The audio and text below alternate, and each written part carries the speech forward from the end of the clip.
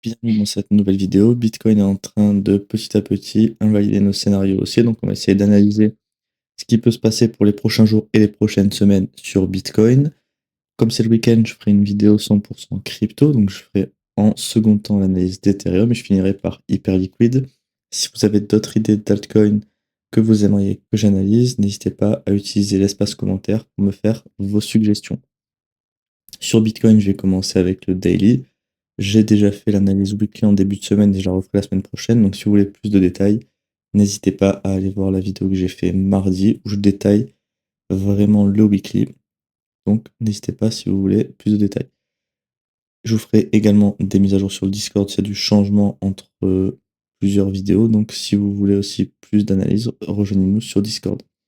Pour donc le daily, on avait un POI ici qui était identifié pour chercher des longues. POI qui a été invalidé. Invalidé pourquoi?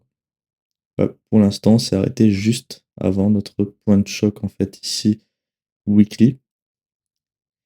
Donc potentiellement que on va jamais en fait retourner ce signal pour en fait aller chercher des jambes haussières. C'est possible qu'on s'arrête juste avant ce signal pour continuer notre baisse et qu'on crée de la liquidité ici pour plus tard. Ça veut pas dire qu'on a de la liquidité sur deux zones ici, que forcément il faut chercher des longues jusqu'à ce qu'on aille ici, parce que clairement on sait qu'un jour ou l'autre on va aller sur cette zone. Maintenant, on peut très bien aller dans 1 an ou 2 ans, on peut très bien laisser cette zone intacte pendant un moment. C'est pour ça qu'on utilise d'autres éléments et pas uniquement la liquidité. La liquidité doit juste être, pour moi, servir de target ou entre guillemets de red flag. Si vous voulez, par exemple, si on fait quelque chose comme ça et que vous commencez à chercher un short ici, il faudra quand même avoir les reins solides pour regarder toutes les zones de liquidité qu'il y a juste au-dessus, qui auront des chances d'être liquidées. Par contre, si ici on avait cherché un long dans un POI, cette double zone de liquidité aurait pu être notre target sur ce long, mais ça ne veut pas dire qu'on doit long parce que cette zone existe. Je ne sais pas si vous comprenez, mais pour que vous arrêtiez, certains, vous juste, dès qu'on a de la liquidité, vous cherchez à acheter, parce que pour vous, on doit aller chercher cette zone, sauf que vous ne savez pas quand est-ce qu'on va aller la chercher. D'où le fait d'utiliser d'autres éléments structurels et pas uniquement la liquidité. Sur le daily, donc on n'a pas d'autres POI, juste je vais vérifier. Non, ici, il n'y a pas eu de VG. Donc clairement sur le daily pour l'instant pardon, c'est une structure morte, on n'a aucun scénario. On est toujours haussier suite au choc qu'on a eu ici, donc peut-être qu'on va faire un rebond avant notre point de choc futur daily. Et pareil, daily, vous voyez qu'on a plein de liquidités, je vous montrerai plus en détail sur le H4 parce que là c'est pas évident de le voir. Mais pareil, on a beaucoup de liquidités, ça veut pas dire que la hausse s'est arrêtée pour autant dès qu'on en a eu deux ici, on est continué de monter. Alors, si je peux avoir d'autres choses à dire, bah là, clairement, j'ai pas grand-chose, hein. Sur une pullback est valide. Si pour mon choc à la baisse, faudra oublier pour un petit moment d'avoir un choc weekly sur cette zone et s'attendre à ce qu'on vienne chercher un nouveau lot au 57 000. C'est vraiment le choc ici qui nous confirmera qu'on viendra faire un nouveau lot pour moi. Donc sur le daily, je vois pas grand-chose d'autre à dire. Il faudra aussi qu'on ait des meilleures news par rapport à tout ce qui est guerre en Iran. Parce qu'en fait, surtout Bitcoin, par quoi il se fait entraîner? Les indices américains, ils ont bien baissé sur les 3 dernières journées. Donc vous comprenez bien que si on a les marchés américains qui crachent, il y a peu de chances que Bitcoin reparte en bull run pour l'instant. Donc malgré lui, en fait, il se fait entraîner à la baisse par ces autres marchés qui chutent. Sur le H4, sur le H4, on a encore un petit élément haussier, mais très petit, hein. Si je peux vous donner un petit élément haussier, alors déjà structure swing toujours baissière ici, et le seul élément haussier qu'on pourrait avoir, c'est notre structure interne qui est haussière suite au BOS qu'on avait eu là. Donc en fait, on a toujours notre structure interne architecturée de cette façon-là. Par contre, je dirais pas non plus que ça veut dire qu'on est haussier parce qu'on a eu un très beau choc en fait directement ici, le premier point de choc. On avait rechoqué à la haussière matin, mais sur une belle mèche, donc c'était pas exceptionnel. Et par la suite, à l'ouverture des marchés, donc on est revenu cracher avec une grosse bougie rouge ici. Suite donc à ce nouveau choc baissier, on a eu la création de deux POI. Deux POI qui pour l'instant n'ont pas l'air d'être vouloir mitigate. Je vais vous les tracer. Le premier qui est ici. Et le deuxième qui est donc le POI extrême de cette jambe de baisse, donc le plus haute probabilité parce que le premier qui est ici, il y a des chances que si on vienne là, on fasse, comme je vous dis à chaque fois, un petit rejet pour en fait créer de l'inducement et après faciliter la mitigation du deuxième ici. Maintenant, là, de ce qui a été fait pour moi, il y a quand même des chances qu'on vienne chercher le lot directement ici.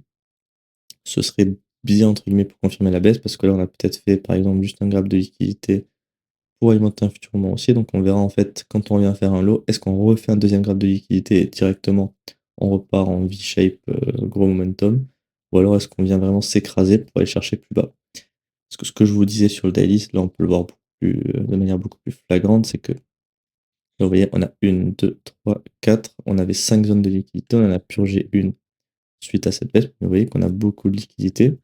Et si à partir de cette zone-là, on crée ça, et dès qu'on monte ici, vous cherchez des shorts, vous mangez toute cette hausse dans la gueule, et ça ne veut pas dire qu'on a deux zones de liquidité qu'on va forcément baisser.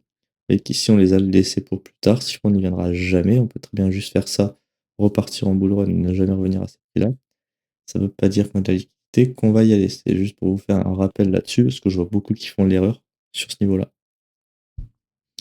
Donc sur le H4, si je pouvais vous tracer des scénarios, on en aurait un comme ceci, et le deuxième, il serait comme ceci. Maintenant, au vu de ce qu'on est en train de faire, il y a peu de chances qu'on revienne nous donner des points d'entrée. On a la création de la VG ici, donc s'il est confirmé, vous voyez avec la petite ligne rose, là, s'il est confirmé, je pourrais vous tracer un troisième scénario. Maintenant, il nous reste encore 2h20 dans 2h50 pour la bougie, donc on n'est qu'au début. Donc il faudra patienter la clôture. De toute façon, je vous ferai des mises à jour sur le Discord si on a du changement vis-à-vis du H4 qui change le plus rapidement possible, entre guillemets, par rapport au daily où les changements sont plutôt assez lents. Donc, entre plusieurs vidéos, j'ai le temps de vous faire des mises à jour. Donc, voilà pour l'analyse de Bitcoin. Pour l'analyse d'Ethereum maintenant, on va commencer toujours par le weekly. Alors, sur le weekly, ça n'a pas changé. On a toujours nos deux POI ici et on s'attend en fait à chercher des shorts dans un de ces deux POI pour target un nouveau lot ici. Ce qui explique pour moi aussi le fait que Bitcoin ait échoué juste avant son point de choc weekly, c'est le price action d'Ethereum. Bitcoin, lui, le premier lot qu'on avait fait ici la semaine du 1er juin, on est venu le purger, et suite à cette purge, le point de choc qui était initialement très haut était redescendu dans cette zone. Sur Ethereum, on s'est arrêté juste avant. Donc pour moi, ça c'est clairement un piège. Il y a de fortes chances qu'on vienne purger cette zone sur Ethereum. Zone qui est au sein d'un POI mensuel ici. Sauf que rappelez-vous, pour chercher des longues dans ce POI mensuel, le grand minimum, c'est d'avoir un choc en weekly. Choc qui, pour l'instant, serait donné au 2400. Donc ici, il n'y a pas de lieu de chercher de longue façon, que ce soit sur la zone mensuelle ou weekly, parce que le choc est baissier en weekly. Par contre, si on revient faire un nouveau lot ici, le point de choc, lui, va redescendre. Donc si on arrive à ne pas invalider ce POI, à le maintenir, parce que je rappelle que même si on vient juste faire en fait un graphe de liquidité ici, que ce soit sur Bitcoin, Ethereum, ce sera facile après pour repartir dans cette zone.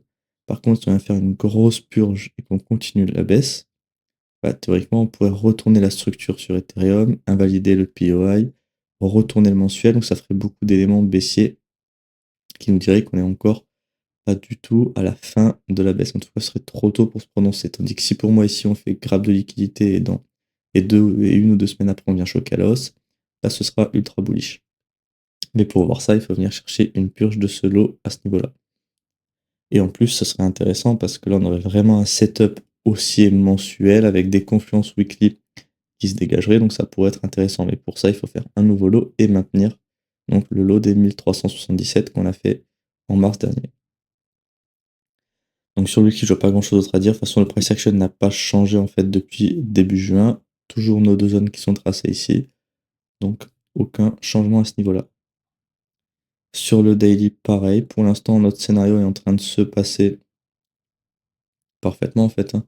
Dès la création de tous ces FBG ici, on avait plusieurs POI et notre scénario le plus haute probabilité, le plus extrême, c'était celui-ci. Donc là, on s'attend en fait, depuis clairement, depuis cette zone ici, on s'attend à un retour dans notre POI pour aller chercher un nouveau lot ici. On peut voir que nous usons le POI ici. Donc maintenant, clairement, pour moi, sur Ethereum, il y a tout qui est aligné à la baisse pour venir chercher un nouveau lot à ce niveau-là. Par contre, il faut quand même être vigilant parce que Ethereum, dans les phases baissières, est relativement très similaire, enfin, il est très entraîné par Bitcoin. Donc si Bitcoin se vient à monter, ça pourrait être le fait qu'Ethereum lui aussi vienne invalider cette zone, choquer à l'os par exemple. Mais pour l'instant, on voit que on est quand même dans des scénarios qui sont en train plutôt de se retourner à la baisse. Donc il faudra savoir réagir. Sur Ethereum en daily, je vois pas grand chose d'autre. Si aujourd'hui on crée un MVG, on aura un nouveau PI, donc là ce sera intéressant pour chercher de nouveaux shorts en fait, pour exploiter ce gros scénario. Ce scénario il a quand même des targets intermédiaires. Déjà ici, il faut être vigilant parce qu'on est dans une demande, donc il ne faudrait pas qu'elle nous fasse une réaction pour continuer la hausse. On pourrait très bien revenir liquider ce niveau et repartir à la baisse. Pourquoi? Parce que ici, on s'est arrêté déjà tout en bas du POI et juste avant le POI weekly. Si on veut faire une double confluence, on pourrait venir ici, par exemple à ce niveau-là, aux alentours des 2000 $. En plus, on a le chiffron des 2000 $ dans ce POI, donc ça, c'est pareil, ultra intéressant d'avoir un chiffron. Ça peut nous aider, on va dire, à piéger des gens. On ferait quelque chose comme ça pour repartir ensuite à la baisse. Faudrait pas être étonné en fait qu'un de ces scénarios arrive, même si ici on a clairement un scénario qui est en train d'être réalisé. Et après, ben, évidemment, on va aussi avoir cette zone-là, mais bon, pour moi, il y a peu de chances que ça tienne. Ou alors, ça pourrait tenir pour faire un rebond et après revenir plus bas parce qu'on aura vraiment trop de liquidités qui sera en train d'être créée sur un prix qui sera 100% baissier. Donc voilà pour le daily. On va aller voir le H4 maintenant. Bon, H4, le scénario était vraiment magnifique. On avait eu une première mèche ici qui a été liquidée une fois, deuxième liquidation. Ensuite, on vient choquer directement à la baisse, on crée un VG, donc clairement, il y aurait eu des entrées possibles là-dedans, avec un stop loss par exemple. Ici, il y aurait eu quelque chose comme ça qui était possible. Après, on est quand même bien baissé et le repli n'a pas forcément été le meilleur. Ça aurait été une entrée qui était beaucoup plus faisable si par exemple on était revenu dans ce PY ici, mais si vous avez réussi à prendre un short à ce niveau-là, en tout cas bien joué à vous, avec le PY qu'on avait eu ici. Maintenant, donc, on a eu un nouveau PY qui a été créé ici.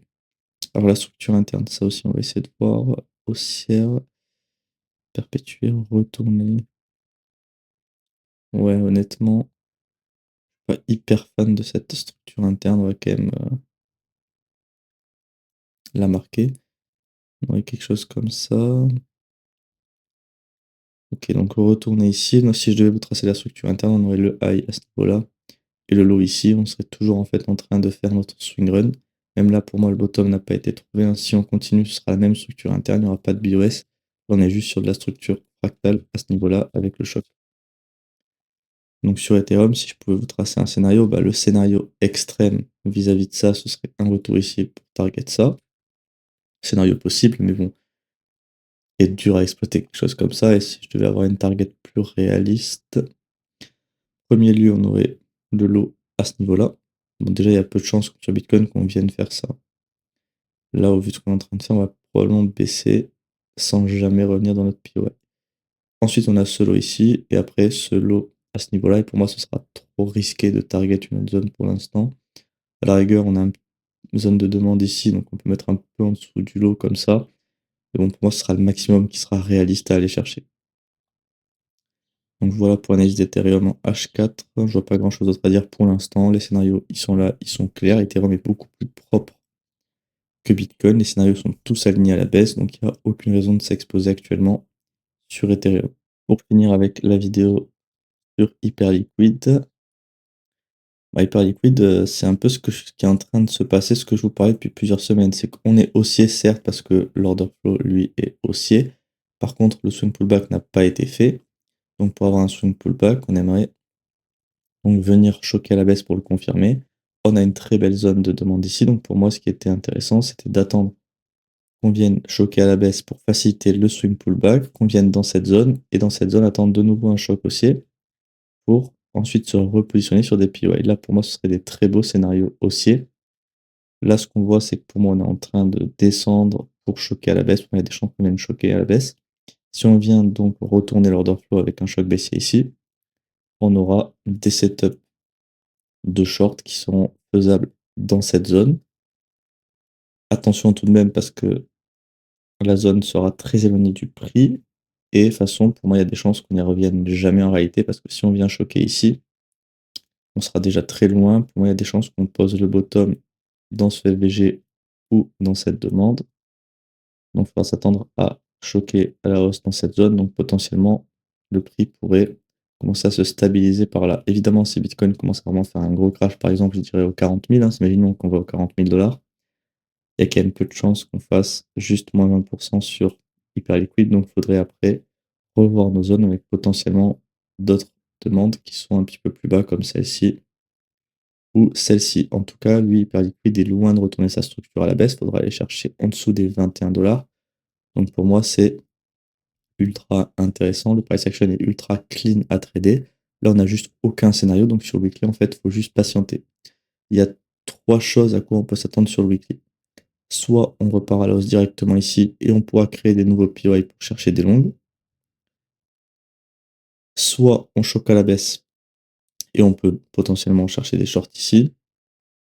Soit vous attendez qu'on vienne poser un bottom, que ce soit ici ou là.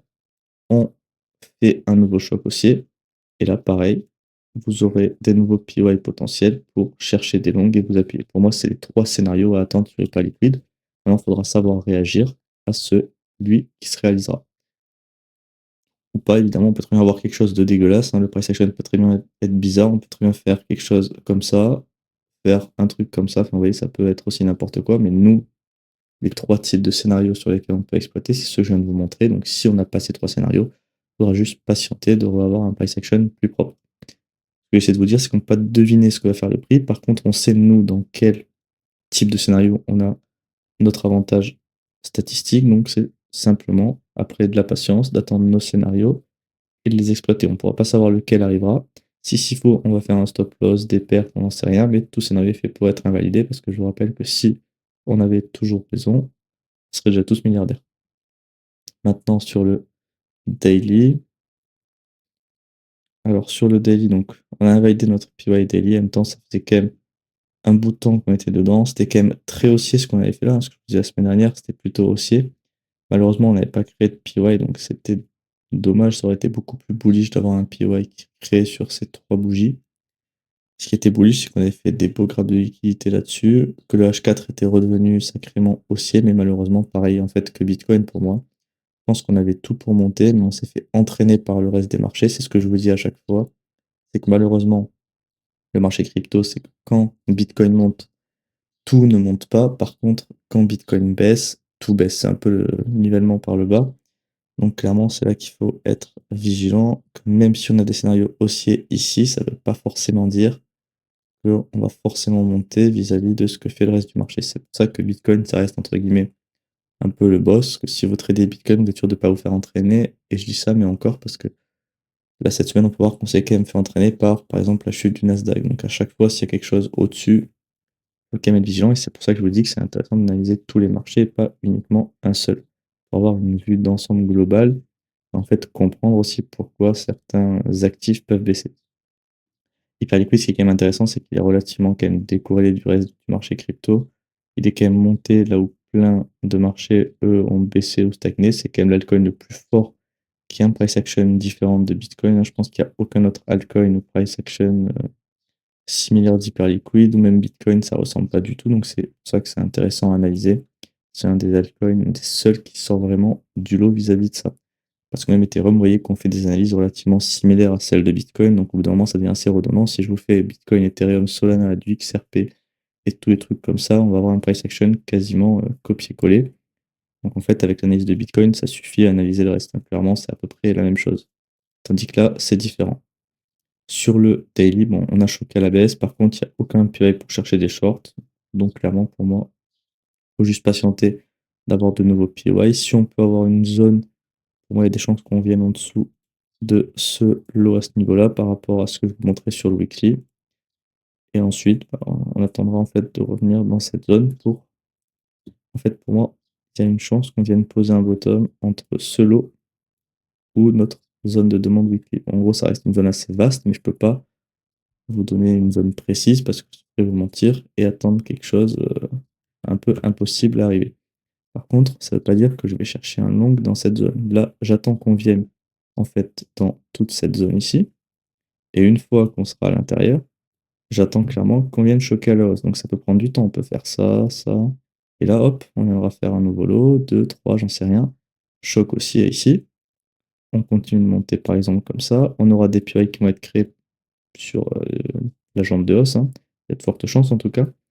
Et ensuite, dans ces purées, on pourra attendre des setups de short, que ce soit des stops de long, pardon, que ce soit ici ou ici, pour target donc un nouvel ATH par la suite. Voilà un peu comment on cherche à exploiter un price action comme ça qui ressemble à rien. Faut pas juste chercher à acheter au hasard et prier pour qu'on ait le bottom dans cette zone. Ça, c'est vraiment l'idée du noob parce qu'on peut très bien, s'il faut retourner la structure, aller aux 20 $ et ça, si vous avez acheté au 52, vous serez vraiment au fond du trou. Et vous dire que ça va remonter un jour, ça c'est juste de l'espoir, ça veut pas dire qu'il y a quelque chose de fondé derrière. Même s'il y a des chances que ça remonte un jour derrière, s'il y a aucune raison d'acheter ici, il y a aucune raison d'acheter ici. Donc vous patientez et si le prix vous donne les 20 $, bah, ce sera encore plus intéressant pour se positionner. Donc voilà pour l'analyse d'Hyperliquid. Je vous remercie d'avoir regardé cette vidéo. Surtout, n'oubliez pas de vous abonner à la chaîne pour me soutenir et de liker la vidéo si vous avez aimé le contenu. Vous pouvez également utiliser l'espace commentaire pour me faire des suggestions d'analyse pour les prochaines vidéos. Et n'oubliez pas que vous pouvez nous rejoindre sur Discord pour avoir plus d'analyse et sur le Discord, même sur le site du mentorat que vous pouvez retrouver dans mon Linktree. Vous pouvez récupérer un essai gratuit, 100% gratuit, il n'y a aucune carte à mettre autre, hein, juste vous recevez tout par mail, un essai gratuit de mon mentorat pour comprendre en fait si la méthode vous convient ou non. Donc n'hésitez pas à nous rejoindre avec le lien. Ici, vous avez le Linktree avec tous mes liens, que ce soit le Discord, le mentorat ou d'autres liens si ça vous intéresse. Donc n'hésitez pas à nous rejoindre.